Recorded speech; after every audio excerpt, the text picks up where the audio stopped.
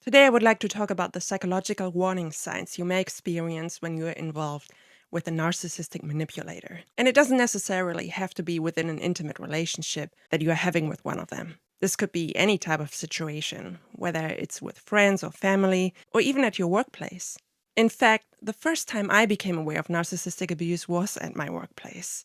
One of my coworkers put me through the same cycle of idealization, devaluation, and discard project after project after project.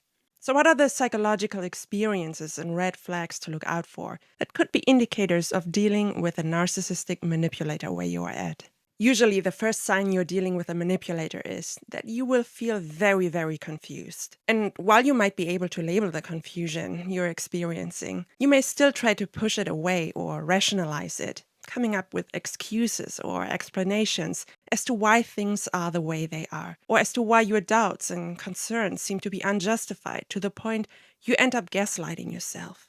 This is happening due to cognitive dissonance, which are basically two different beliefs about a person or a situation that are in conflict with each other, especially when words and actions are not in alignment. For instance, in the beginning, you may see a covert narcissist put their best foot forward. You believe they are a genuinely good person, and others may have even confirmed their good traits to you, which only adds to your confusion about their authentic self. Remember that God is not the author of confusion. So if you're constantly finding yourself in a loop of overthinking or spiraling, your intuition may be onto something. The next sign is that you experience a heightened feeling of anxiety around and even away from the manipulative person. Narcissists have a tendency to even push the most secure person into an anxious space. And it's not uncommon for otherwise securely attached people to feel anxiously attached the moment they get into deep with one of them, as you fear to just make one false move that could set them off if they are around you, or you fear what they might be doing behind your back when they are not around. Before the narcissist came into my life, I had never felt any sort of anxiety at all, despite all of the things that I had been through before. And it's needless to say that all the confusion you may be experiencing doesn't help you feel any less anxious in this situation. But whether it's walking on eggshells, their shady and inconsistent behavior, or the constant push and pull dynamic causing your fear of abandonment, anxiety is an overall sign that you're not safe in this relationship, or at least that it's not for you. A much clearer indicator for this being the case is if the person in question acts dismissive and fails to reassure you in an effort to ease your anxiety. Over time, anxiety turns love and commitment into fear and obsession. The third sign that you might be dealing with a narcissistic manipulator is that you suddenly feel very insecure. Once they've got you hooked and their masks come off, narcissists feel like they've got nothing to lose anymore. That's when their criticism or snide remarks begin to slowly but surely erode your self-esteem. Soon enough, you will constantly find yourself proving your own worth in pointless arguments or by sacrificing your time and resources only to please them. At the same time, you are constantly questioning where you stand with them and experience feelings of jealousy or envy because of their tendency to hide certain parts of their lives, to triangulate you with other people, or to rub certain things under your nose in an attempt to constantly compete with you. They often give you just enough attention to keep you clinging onto them and turn an independent person toward codependency. It's as if you cannot live or breathe without them anymore.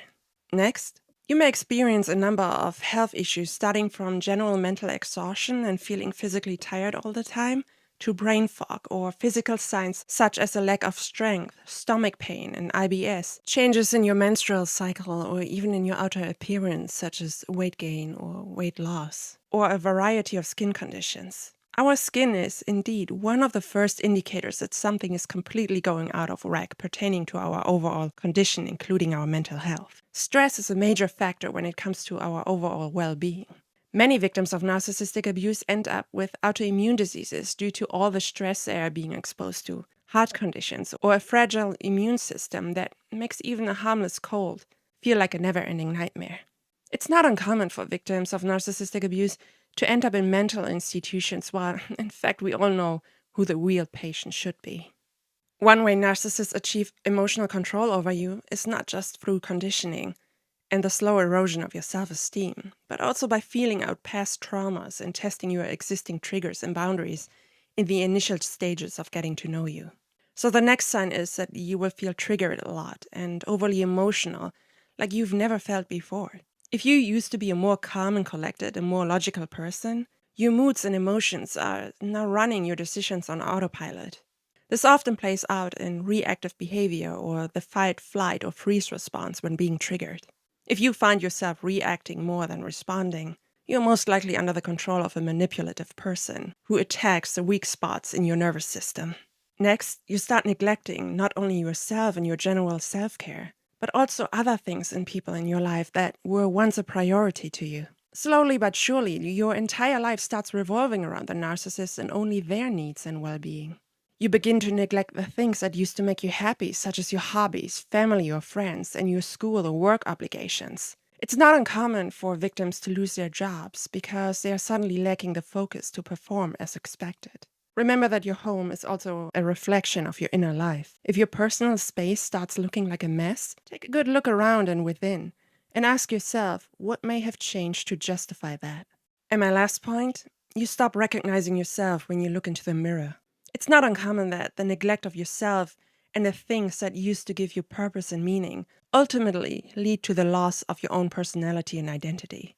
The stuff that made you, you. Survivors often describe that they felt like a shell of their former self when the trauma bond got a hold of them, and they put aside their personal needs to solely be of service to the narcissist. These were the 7 psychological warning signs that you will most likely experience when you're dealing with a narcissistic manipulator.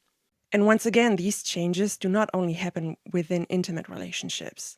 Some people sacrifice huge parts of themselves for their toxic jobs, communities, family members, or friendship groups. People pleasers are particularly at risk, as they tend to be less assertive. They conform and reshape their personality frequently, just to meet another person's expectations, until they are feeling completely depleted and lost within themselves.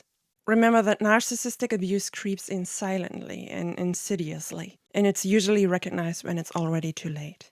Thank you very much for listening. Stay safe and have a great day.